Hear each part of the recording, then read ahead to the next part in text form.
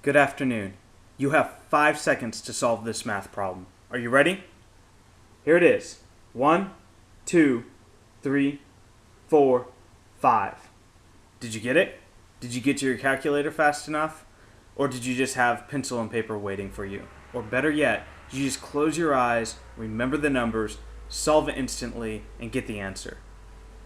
Chances are none of those three, especially in the amount of time that I gave you. So, if you happen to do it, here's the correct answer. Did you get it right? Now, here's another question. Why weren't you able to do it just in your head?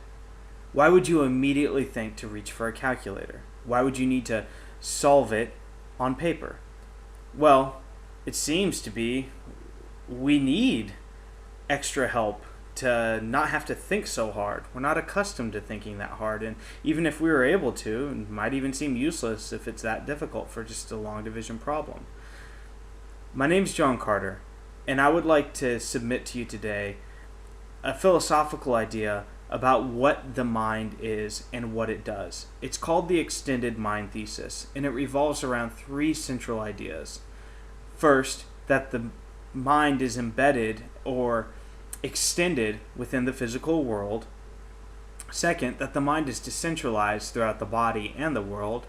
And third, that intelligence isn't best measured by just the ability to retain and hold information, but rather by the ability to get around in any particular environment.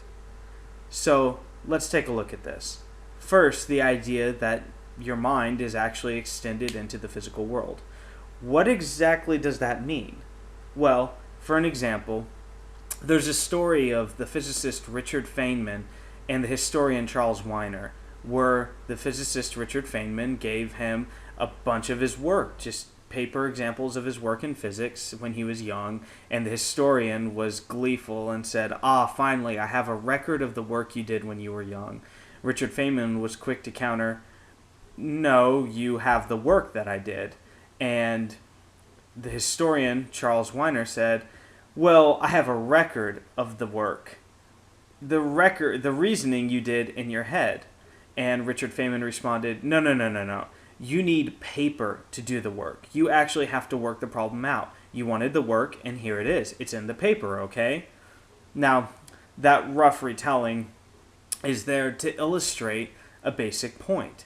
And that is that without pen and paper or other tools like calculators to rely on, a lot of us would never have passed anything beyond Algebra 1 if we would have even gotten there. So let's take example of that long division problem that I just did. Okay? This is what most of us would have traditionally done if you were handed a good amount of time and paper and pencil. You would have solved it long division, written out all your steps. Now here's the question. Do those steps show the reasoning, or do they just simply hold the information? Well, if it wasn't for the fact that I actually have to trace with my pencil each number as I'm subtracting it or dividing into it, it seems that the paper is not a reflection of what I'm thinking about and then uselessly I just kind of write it on the paper, but rather that the paper is where the reasoning's done. So the point is, the reasoning is done in the physical world. We do this even when we're making tough life choices, or we're trying to even do basic communication and say things like, that thought is over my head. It's a physical metaphor. We actually rely on the physical world for our reasoning skills. When we're trying to think about what to do with our lives, we might pace around a room frustrated, listing the various ideas and the various ventures that we could go on in order to make our lives more fulfilling. So our reasoning, our minds, are actually extended within the physical world. So what about this second idea? The second idea that the mind is decentralized. What exactly does that mean? Well, as you recall at the beginning of the video, I took a board, I gripped it with my hands, I lifted it up. Now, did I actually have to consciously think about every single one of those steps and what muscles to tense and relax? Absolutely not. My nerves did that for me. In a way, my brain did that for my mind. So what exactly does that mean? Well, it means that reasoning isn't just done in here. As we just mentioned, reasoning's done with physical metaphors, with physical actions. And in doing so, we let our muscle memory our nerve endings carry us in the physical world. So when I'm walking around that room trying to figure out what to do next with my life, listing off the ideas, I don't actually think, oh, hey, lift your finger. That finger will represent 1, and 1 will be the first course of action that you would take. No, rather, I just do this. It becomes just as much a part of my reasoning as anything else, because I don't expend conscious thought on extending that finger outward. So the point is that my nerves actually immediately fire while I'm doing the reasoning in my head and in the world. So I can walk around and think because I let the world be a device for thinking for me.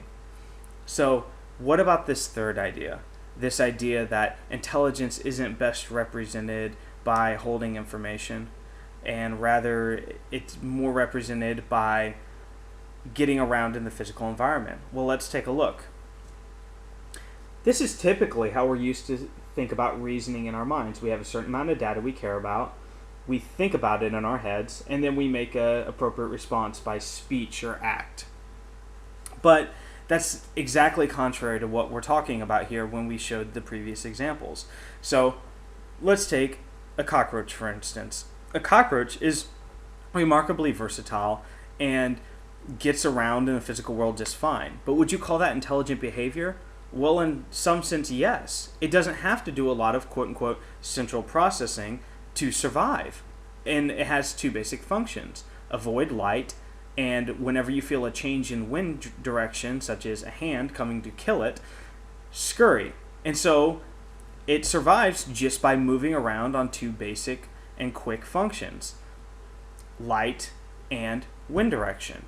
So is that what we'd call intelligence? Well, maybe not the same level of intelligence we have, but it certainly is in some way a survival mechanism.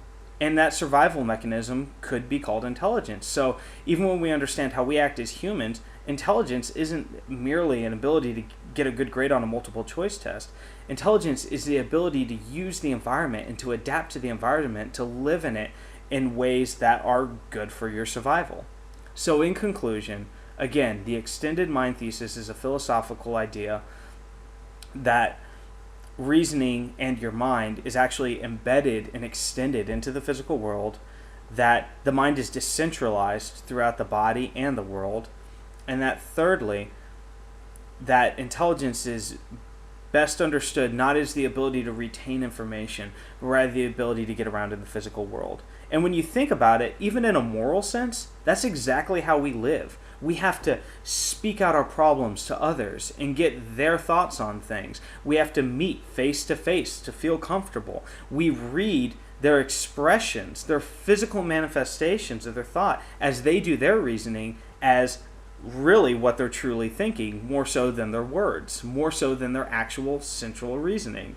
So, in conclusion, this idea of the extended mind thesis makes more sense than a common sense view that we're more like computers or central processing units of how we actually get around in the world. Thank you for your time.